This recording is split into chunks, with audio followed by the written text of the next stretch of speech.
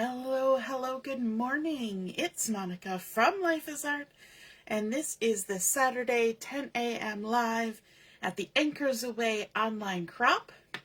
And it is Saturday. It's the weekend. For those of you who have to spend your days at work during the week, this is the time when you get to do all the stuff you wanted to do when you're at work, right? Or all the stuff that you put off doing until you were home from work, like all the chores. And so we're going to ignore the chores for a little while, and we're going to do some crafting. And today we're going to make some dressed up treats. And this was something that I kind of played around with this past week and got a few little bits of advice from my mom, because moms are a great source of advice, and kind of came up with my own little idea of something that I think is super cute. And so I thought I would share it, and I'm making a few of these for an event that's coming up. And so here's an opportunity for me to make some more of them. And so let's get started. Now I want to tell you about some fantastical thing.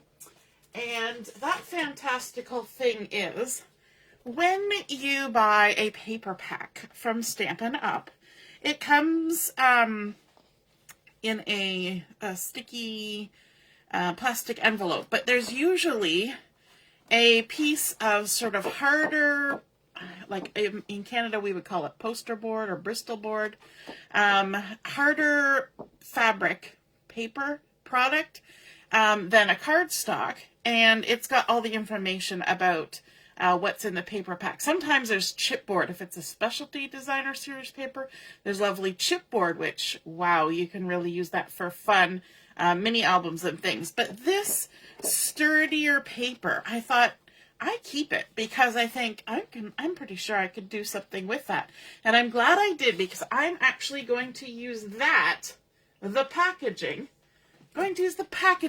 instead of using cardstock to create the base for this project. And so when you're thinking about things that you can use, because remember, I say use what you have, don't forget about the packaging. And so I have got a piece of that same thing, and I kind of cut around it so that I wasn't using the centerpiece with the words, because, you know, this is going to be my project, so I don't really want those words on there. If you did use the words, you could maybe strategically hide them on the inside of the project somehow. Now, saying that, this would not be the best thing to stamp on unless you use perhaps Stays-On ink, because it does have a little bit of a shine to it. So your ink would, or even marker, would have a tendency to really smear on it. But just for structure's sake, this is a fabulous thing. So I have cut this piece to 2.5 inches by 11.5, okay? Or 11.5 by 2.5, either way. But we're going to do a little bit of scoring on this to create our structure. And so I'm going to bring in my Simply scoreboard, and I'm going to be scoring along the 2.5 inch side to begin with. And so I'm going to score at 1/2 inch all the way along, and I always find this difficult. For some reason, when I go down a long stretch like this, I tend to wander. Plus, this is a little bit thicker material. So we've scored at 1/2 inch, and then we're going to score at 2 inches. And what that's doing is it's creating a 1/2 inch strip on either side of the full length of our piece of packaging. Hey, Mom and Deborah, good morning. Now, along the 11.5 inch side, I'm going to line it up on my scoreboard. Now, I'm not necessarily scoring, but I want to use this as a way to do some measurements. So let me kind of scooch a smidge. We're going to go all the way along here, and we're going to mark every 1/2 inch. So we're going to do 1/2, 1, and I'm just pushing the point of my stylus, just making a little tick at every 1/2 inch all the way along. We're going to do this on both sides, and this is just as opposed to making a pencil mark. So we got to 7, 7.5, 8. You get the idea. 8.5, 9, 9.5, 10, 11.5. I'm off the thing all the way till 11, and then obviously that's as far as we can go. Then we're going to flip it around, and we're going to do the same thing on the opposite side. We're just going to mark every 1/2 inch all the way across. And don't worry that there's going to be little ticky marks here, because we're actually going to trim these off. And so it's strictly just for marking. And I find that using the scoreboard for this as opposed to a ruler and a pencil is that it's possibly more accurate, right? Because our ruler's not shifting, you know, the width of our pencil doesn't make a difference. The marks are exactly where they're supposed to be because there's a groove that helps us make that mark, right? Okay, so now we've got all those little 1/2 inch tick marks marked off. You don't even know if you can see them in the camera there, but they're right on the edge. Now, along the first score lines that we created, I'm going to move my scoreboard out of the way. We're going to add some adhesive. And you can use whatever your favorite adhesive is. You could even use red tape for this. But just along the tab, just to the outside of that long score line, we're going to put a piece of adhesive all the way along. And I'm using adhesive with backing on it because that's going to come into play later on. We're going to need to remove the adhesive sort of a piece at a time.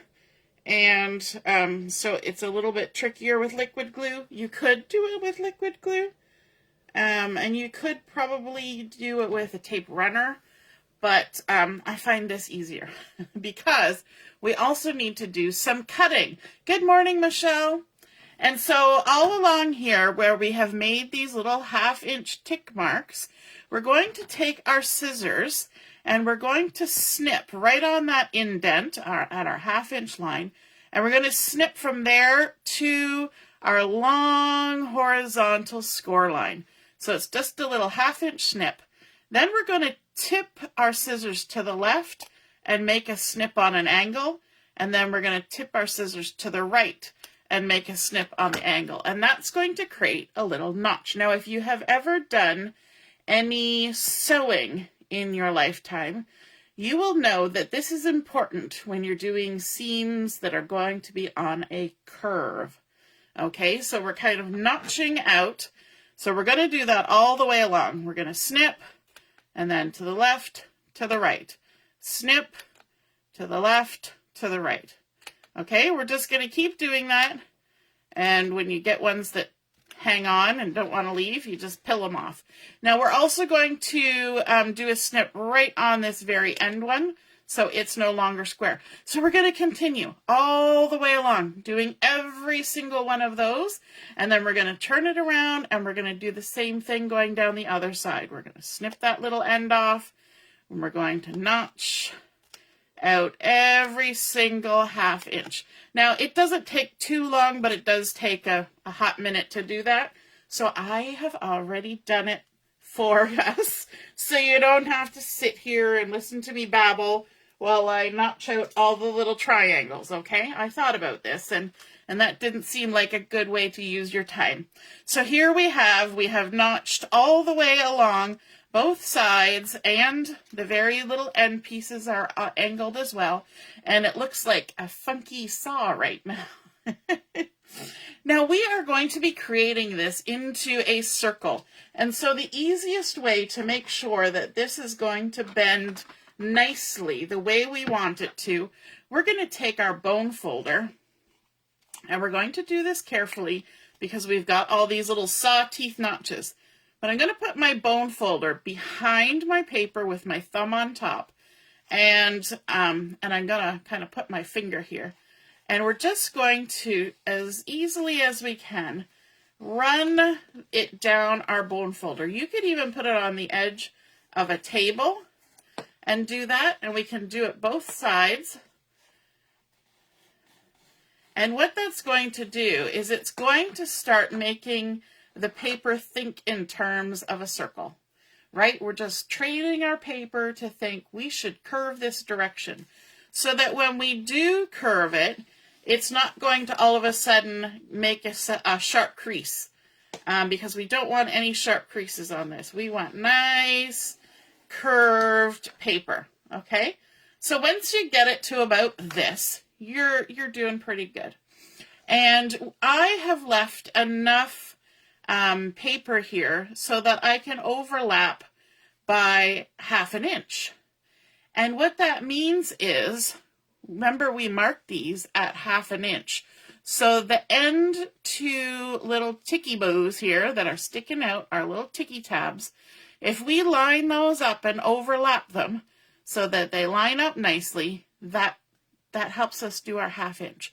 So all we have to do is remove the backing from one of those ends, okay, both sides. I don't know what I just got on there.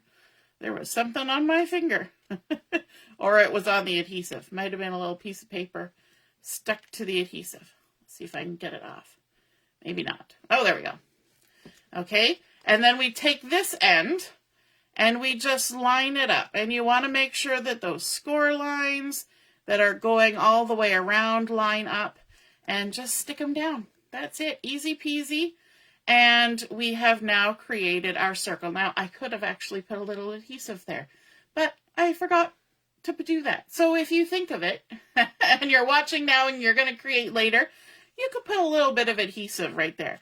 I could even just kind of pop that open right now and stick a little bit of liquid glue in there, but I'm not going to worry about it. Okay, I'm just not going to worry about it. So we've created a nice little circular pillar tubey piece. And then I'm going to be using today some dies. I'm going to be using my Nested Essentials dies. And from there, I'm going to use the 3 largest circles from the Nested, oh, that's not the one. I want the Stylish Shapes dies. Pardon me, got too many things. The Stylish Shapes dies, I'm going to use the 3 largest circles, okay?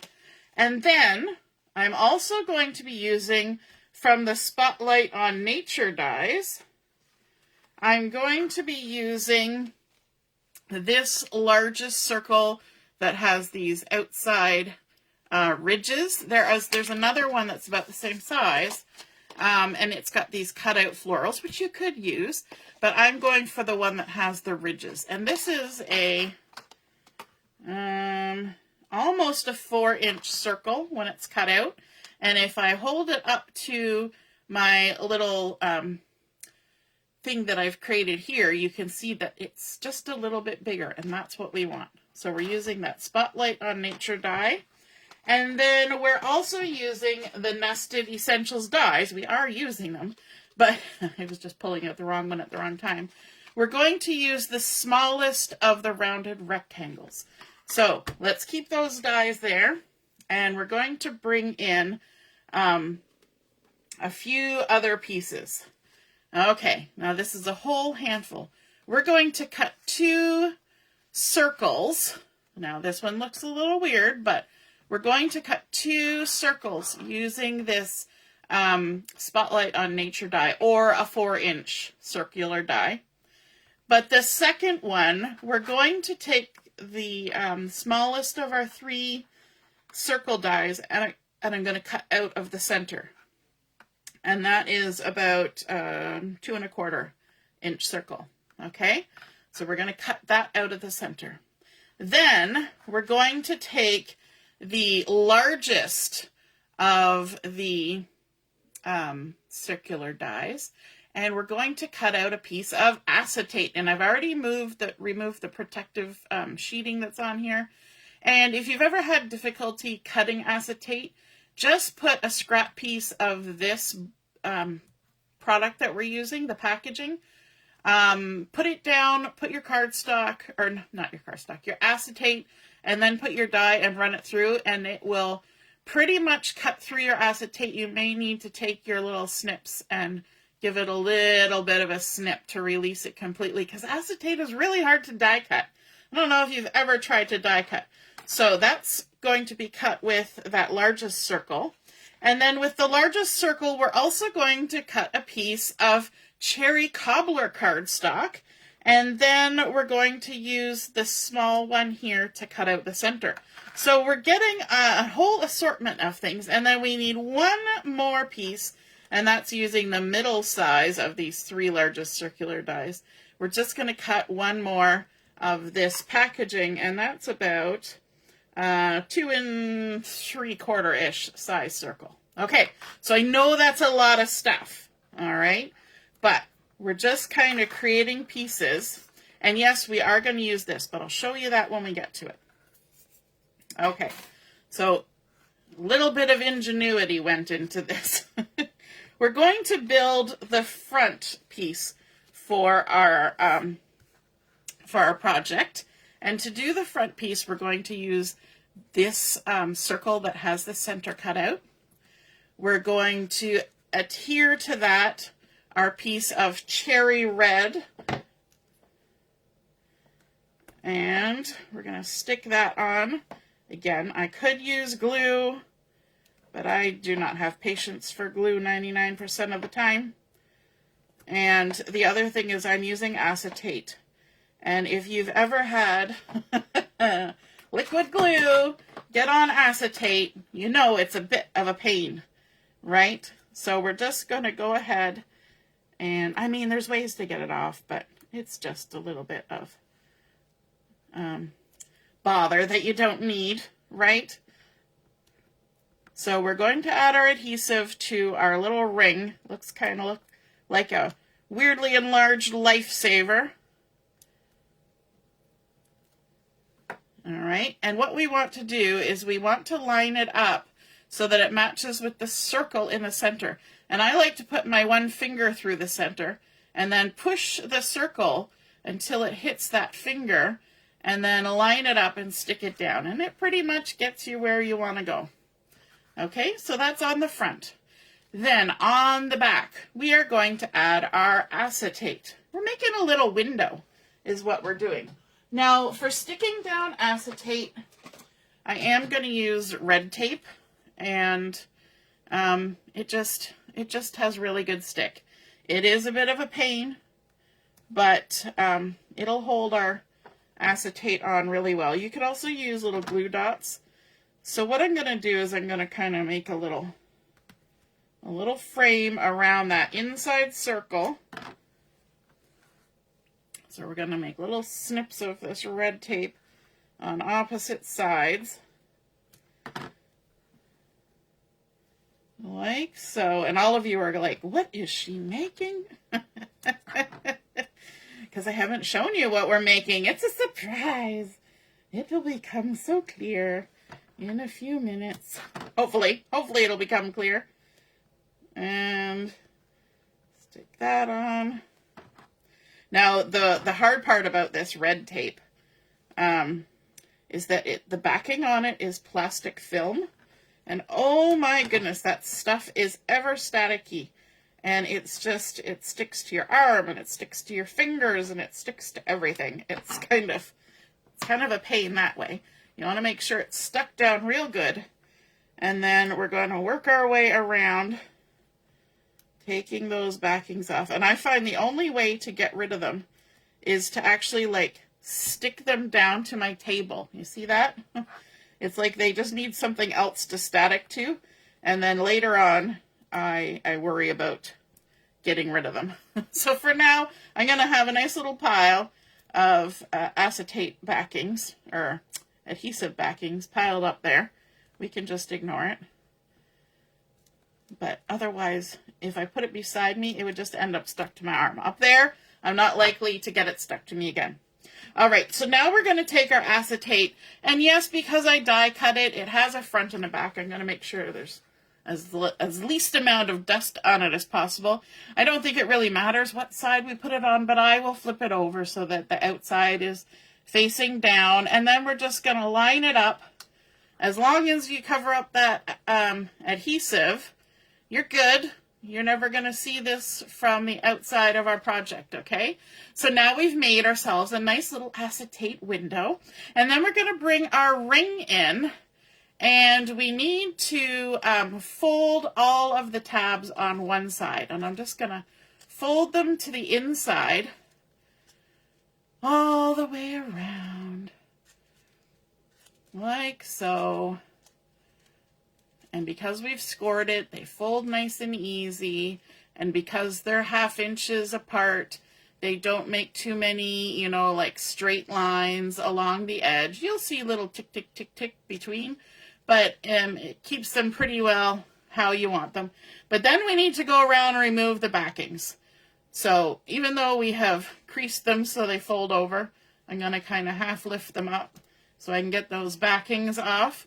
This is where the take your pick tool definitely comes in handy, lifting those. And I'm doing the same thing. I'm sticking them down to my table off to the side here, just like I did with the red tape. Oops, we did that one already. And so this takes just a minute because there's a lot of little tabs.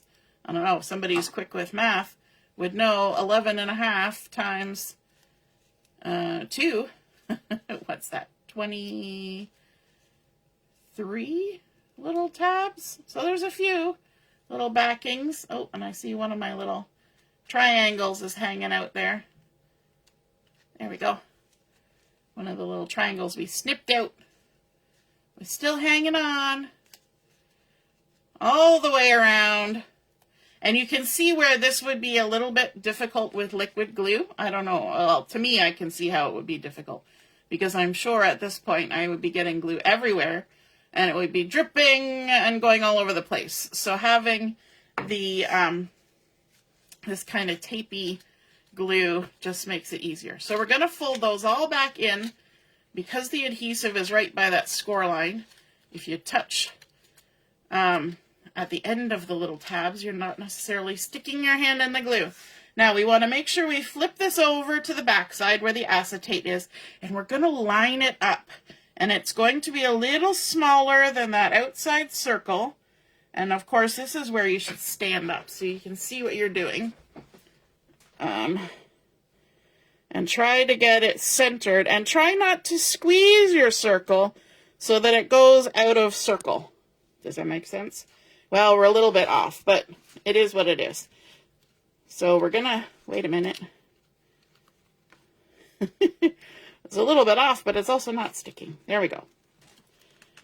And we're gonna stick it all the way around onto our circle front.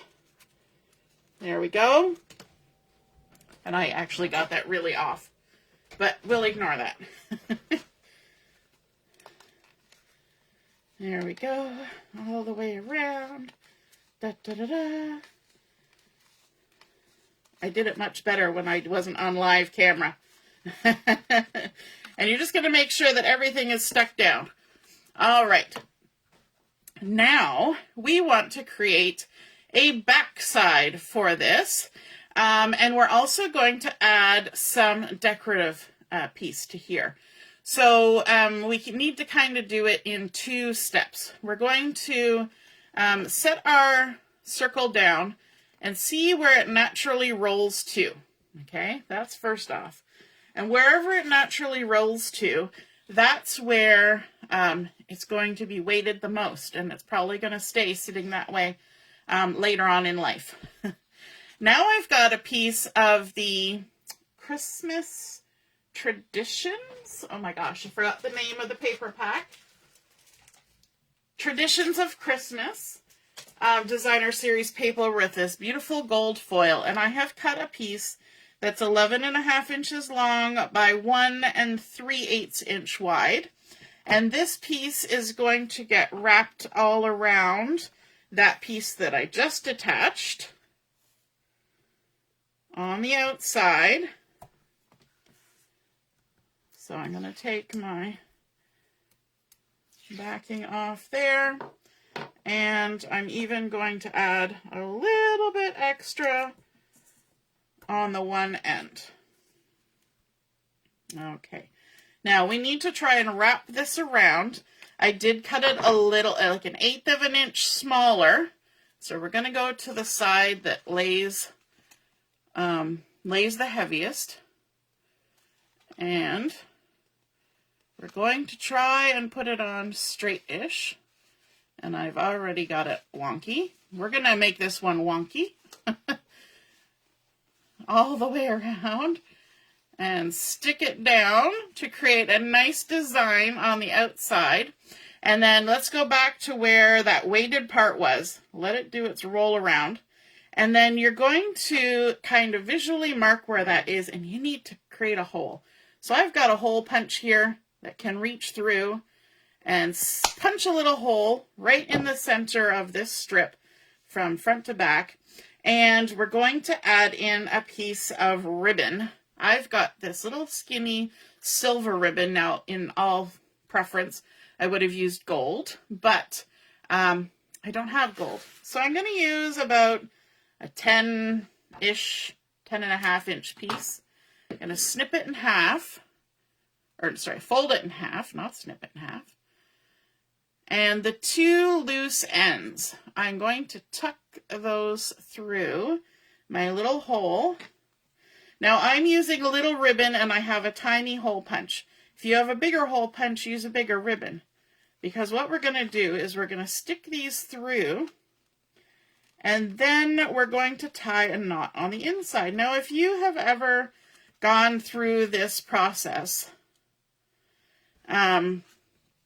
where you're trying to tie a knot on the inside and you've got a loop on the outside, you know that one thing that can sometimes happen. Oh my goodness, this is, it's got a little fray now going on the end.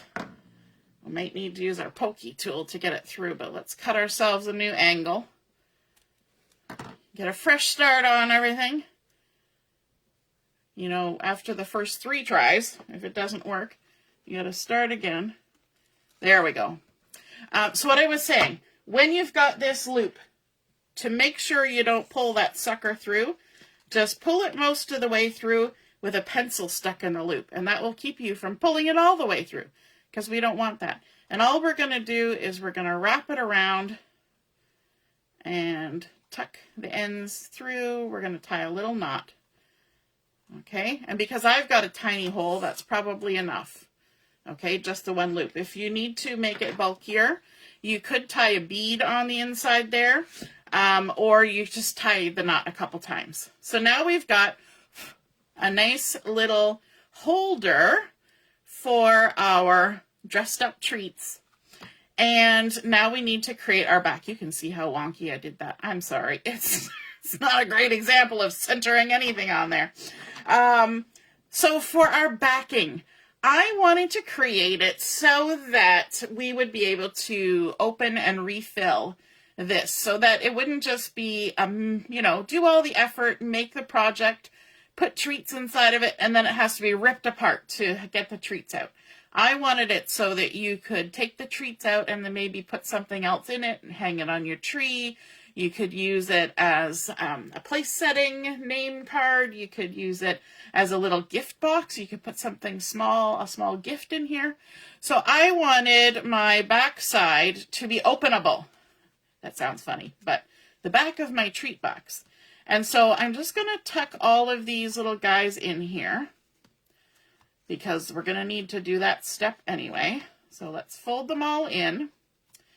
And then I'm going to bring that second large piece that I cut with the Spotlight on Nature die. And I'm going to use that rounded rectangle from the Nested Essentials dies. I'm going to grab myself some washi tape and I'm just going to kind of center this. Okay, as best I can. Put it in the center, like so. And I'll tell you the reason for the rectangle here as we go along, because there's a reason I'm using a rectangle and not a circle. I had to think that one through.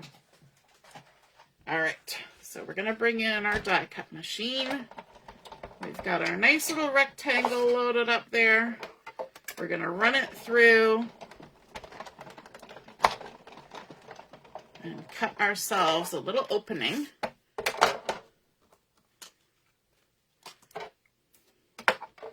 Do you keep your plates on your machine when you have it set aside? I do, and I find that keeps my plates from warping because they're always in there with a nice amount of pressure keeping them flat. So, okay, so we've cut out that rectangle. We've got ourselves a nice little rectangle, and this is going to be attached to our treat box, and we're going to have the rectangle going horizontally. So that the little what am I trying to say? The little hanger is at the top, and our rectangle's horizontally. But before we do that, we need to do a little extra. And you remember, there's one more piece here, and that is this medium-sized circle. And if we put this medium-sized circle on top of that rectangle, you will see that we have created a door. Now, to create our door so that it can open and close, we want to do two things. The two things we want to do is we want to make a score line on this. And I think if I do a 1/2 inch score line, that will be perfect. So let me bring in my scoreboard. And we're just going to shove that circle up in the corner. And we're going to make a 1/2 inch score line along the one side. Well, there's not really a side because it's a circle, but you know what I'm saying. Right? You know what I'm saying. And then on the back side of this, we're going to put some red tape because it's really sticky stuff. And it will hold through many openings and closings of our door. Okay, so now we've got this, and we want to kind of make sure that that score line is going to line up horizontally. So we're going to just slide it down until we've got ourselves in the center. Then we need a pencil, and we need our circle die.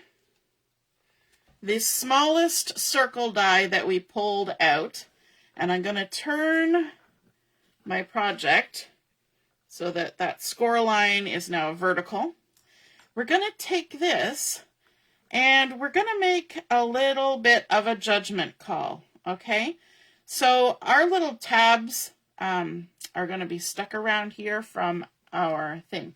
So we need to have, like a 1/2 inch of distance here, but I want to cut a little semicircle in this larger circle, and I want it to lay over top of the circle that we're adding on top. I know it's a little bit confusing. So what I'm going to do is I'm going to make a little mark on either side. I'm going to pull this out, and I'm going to draw with my pencil that little arc of a circle. Now, some people have dies that will cut little tabs, but I do not have a little die. I have this. Now, if you didn't want to draw the line, you could actually use the die, because this is a metal die. We're not going to cut the die. We can use the die as a stencil or whatever to go around the circle. You just got to make sure you keep your fingers out of the way because you're using a cutting blade, right? No chopped fingers in the making of the crafts. And then we'll use our handy dandy eraser to get rid of our pencil lines. Make sure you use a good one because this is on that sort of shiny packaging paper. And now we've got sort of an offset half circle, but it'll work. So now you can see we're going to have a little tab. I might even trim that just a little bit more, just for comfort's sake, like that. Okay, so now we can go ahead and stick this circle on here. Oops, I was trying to get rid of the backing. The backing's not even in my hand. Okay, this is where we have to make sure we line up that horizontal score line. So visually line it up with the rectangle, and then shift it down so it's in the center, and then stick it down. Okay, and now we can open and close, open and close, open and close, and we can tuck it under that tab so that we have just created a little door that opens and closes, and that can make sure that we are able to reuse this little treaty box as many times as we want. All right, so let's go ahead. We're going to take the backings off all the way around our circle.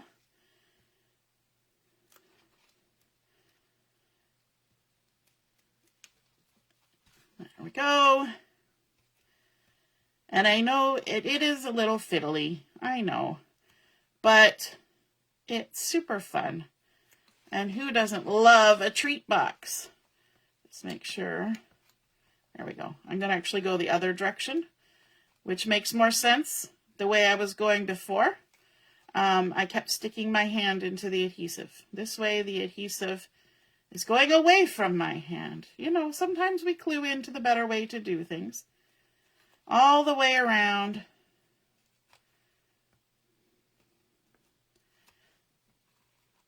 Do, do, do. Work our way. So fun. I always get excited about these kinds of projects. Sometimes we need a project that's a little bit different, right? We have different ideas, and sometimes we have to play around, make a prototype, see what works, see what doesn't work. My mom and I, we were talking, and my mom had suggested using a brad and having the circle swivel and stuff like that, but I actually don't have any brads. So then I thought, you know, if I can just tuck it, then no extra anything is needed, and it's kind of a self-contained item. Okay, so now we need to lay this down. So this is our outside. We're going to lay it down like this. Okay, and we've got our little opening horizontally. This way, we know that our tab is going up, and we're going to center it, or we're going to attempt to center it on here, and stick it down. Now, we're not able to put any pressure on all those little tabs, so it's not stuck down very well to begin with. But we have a secret, and the secret is, if we open this up, we can stick our finger in, and can you see in the little window there? You can use your finger all the way around to push all those little tabs down.